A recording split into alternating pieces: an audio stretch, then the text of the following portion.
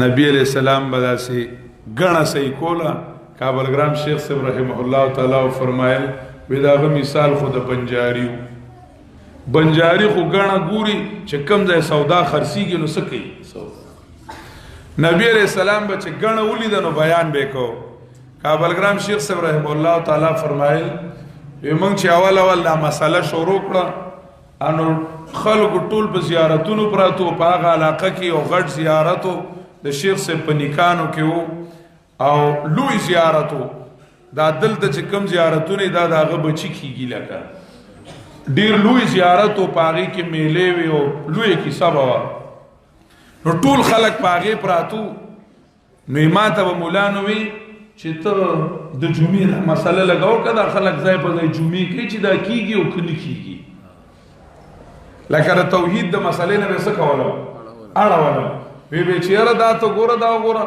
دای دا جمعه کین چې دا 2-3 کور دي او لس کور دي وی ما وی چې تاسو ته څه پته د دې یو موږ نه کیږي نه جمعه کیږي نه بلکې یو مشرکان دي څه کوي دای ته د جمعې د موږ مسله کوي څه ضرورت دی ما خو چې زما مثال له بنجاری دی چې دوه کس راجم شي چې زه ته څه کوم مسله کوم که جمعې راجم کیږي کار سره راجم کیږي خو زه ته څه بیان کوم مسله بیان شیخ صاحب رحمه الله تعالی فرمایل وی نبی علیہ السلام مثالم د بنجاریو خو چې غاڼه وی خرصول لیدله نو هغه ځای به سودا خرڅوله بس ټال به لگاو نو غاڼه چې بابا نو بیان لباتو میلی وی دا میلی نی نو پاغي کې با ابو بکر رضی الله تعالی عنہ مخ کې غش کاو چې دا زموږ مسلمان دی اوس په ایمان او د یقین سکی نو داسې به ابو بکر رضی الله عنه مخکې لاړو میدان به ورته هوار کو هغې ته به ووایي چې اوس په تاسو که خوښ نو هغه به راشي لږه خبره به څه کي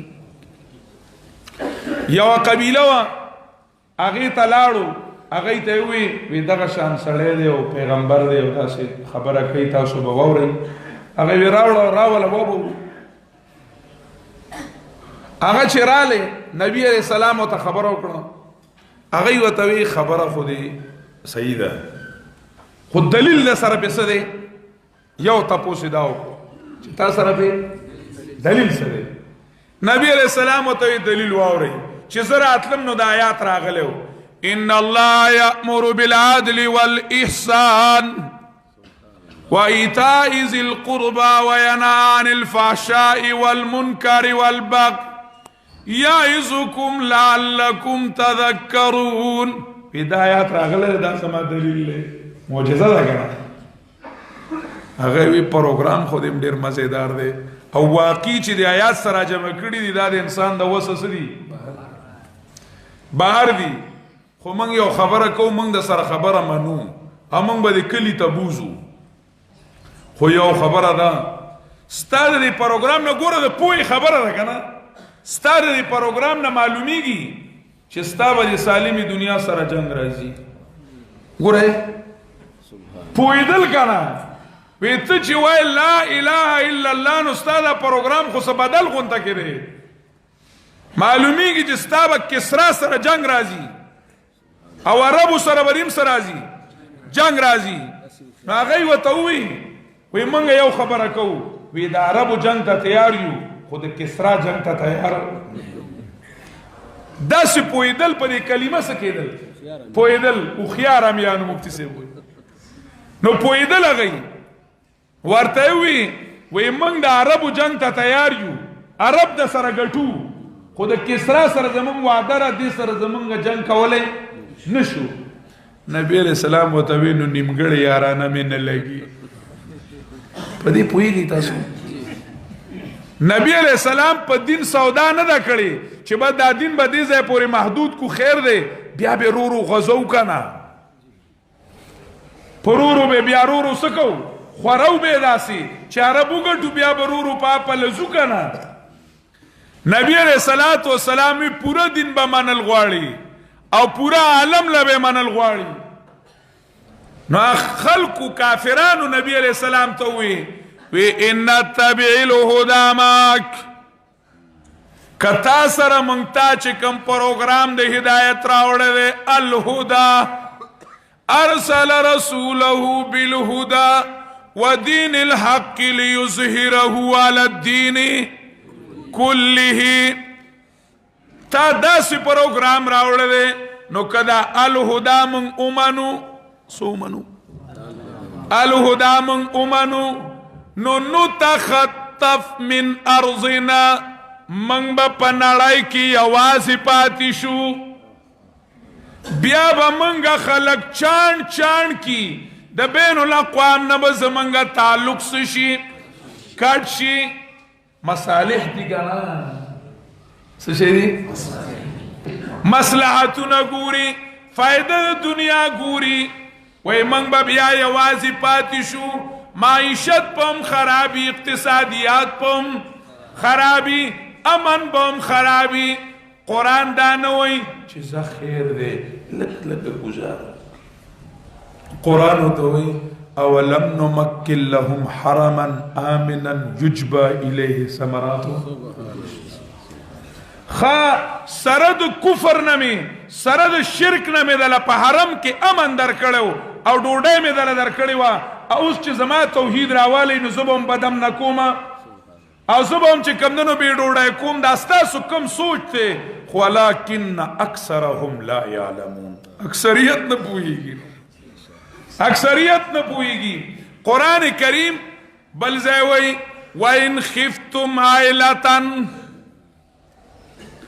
قرآن نس پیش کړی دی لا یقرب المسجد الحرام بعد عامهم هذا مشرک په دلته ناراضي بس یاره چې بیا به تجارت چا سره کړو دا خو لویه مسله ده.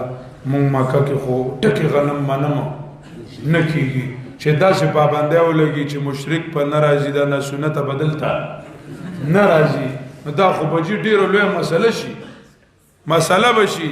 قرآن دا نه وایي چې خیر دی د غنمو لکه راځي نو څه دي شي راشي. وایي وین خفتم عائلة فسوف یغنیکم الله من فضله. حضرت تانوی رحمه الله د سورت توبه د دقه آیات دلاندې لیکلي دي وی مصلحت دینی په مصلحت دنیوي باندې اوچت دی. نصوص ته مخکې ګوري دا نه چې په نصوص سودا وکا او بس په نس خبره وایي چې حالت استراحي دی. نو حالت او من ابتلى ببليتين فليختر احونهما.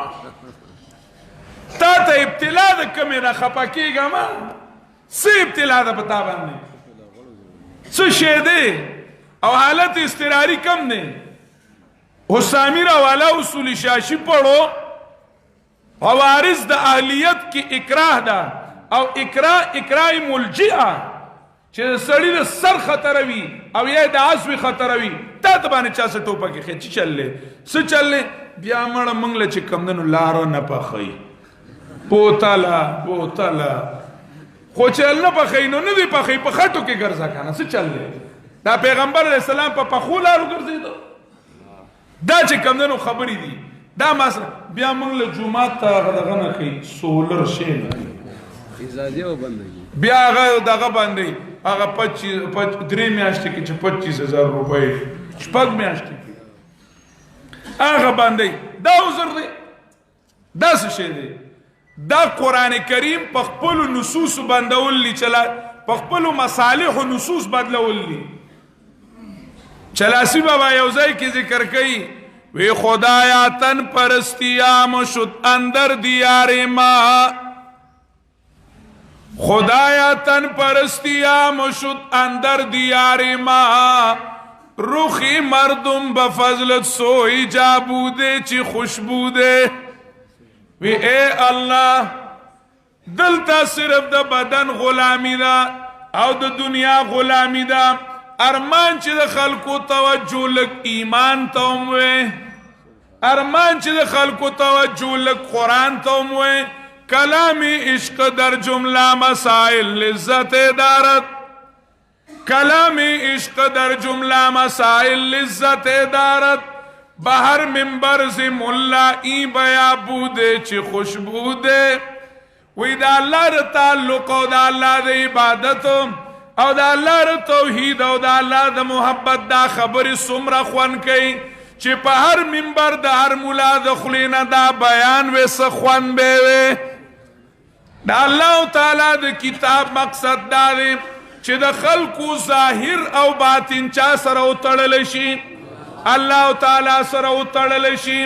چې کله د قرآن کریم تعلیم نه وي، د قرآن کریم دعوت نه وي، د قرآن کریم آواز نه وي، نو بدن به غالب کیږي، خواهشات به غالب کیږي، توحید به غالب کیږي، او بیا به خلق شهواتو پسې روان وي، قوت اعتقادي به خراب شي او قوت عملی به خراب شي.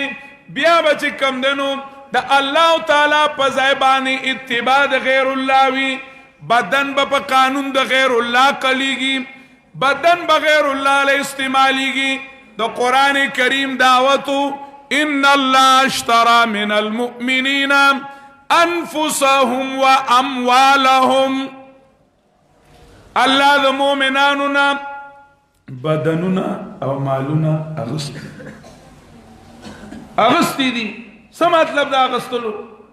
مطلب دا دی چې دی به په خپل بدن او په خپل مال کې خپله خوښه نه کوي، زما خوښه به کوي، زما خوښه به کوي. د تبلیغیانو وروڼو عجیبه متنونه دي، د دې متن تشریح چې خدای پاک ماله توفیق راکړي زه کوم نو بیا ډېر مزیدار دي.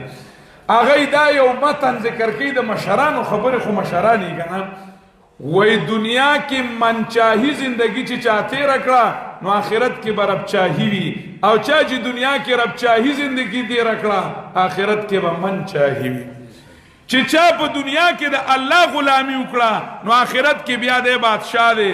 لکم فیها ما تشتهیه الانفس وتلذ، بیا مزې کوه، خو که دنیا کې دې مزې وکړې او خپله خوښه دې وکړه نو بیا چې کمدنو کیسه لږه ګرانه ده، کیسه ګرانه ده.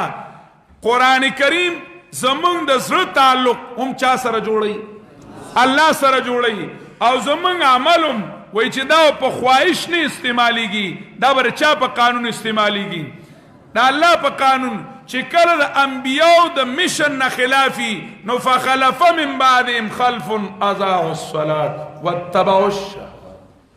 د انبیاو مشن نه خلافي نو عملی قوت هم خراب شو، بدنی قوت، بدن د غیر الله په نظام او د غیر الله په قانون ستړی کیږي او د خواهشاتو تابعداري شروع شي نو دوزخ کې ځای شي. چې چا باندې الله رحم وکړي هغه قرآن کریم لرا شي. ورونو د مسلمانانو د ایمان او د عمل ضرورت هغه قرآن کریم دی. چې قرآن کریم نه وي نو نه ایمان جوړیږي او نه عمل جوړیږي، نه ایمان جوړیږي نه عمل جوړیږي نه عالم جوړیږي. د عالم د جوړېدلو پروګرام ا قرآن کریم دی. د دې وجې نه دا را روانه میاشت چې دي نو دا د سیزنې دي، سیزنې د قرآن څه دی؟ سیزن دی. دوره تفسیری کیږي الحمدلله، دلته هم ترجمه کیږي، نورو ځایونو کې ملګري ټول ترجمه کوي او د قرآن کریم درسونه وي، د قرآن کریم بهار وي او سپرلی وي. نوجوانانو له هغوی له پکار دي چې د دې موقع نه څه واخلي؟ فایده واخلي.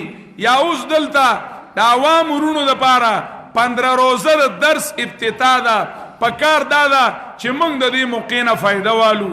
الله تعالی دې موږ له د صحیح عمل کولو توفیق راکړي. وآخر دعوانا